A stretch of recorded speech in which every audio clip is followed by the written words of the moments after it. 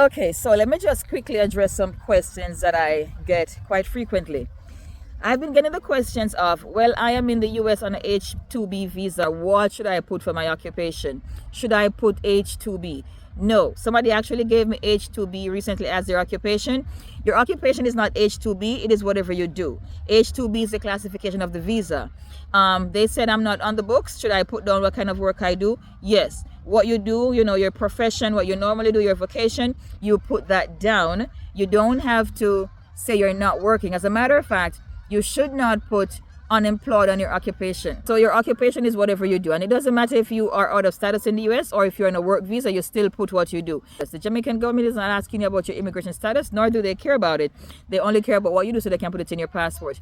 Another question I get is, should I put my Jamaican address or my US address? You live in the US, you're applying for a passport in the US or any other document, you are going to put your US address. They always ask, can I use contact persons in Jamaica? You should put at least one contact person in the country where you live. And I keep saying US because most of my clients are in the US and so am I.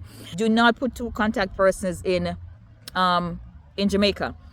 I'm out here enjoying this beautiful nature. Me and them kids. I'm going to go take a walk down by the beach. I am Gail of 876 Documents and I thank you for watching.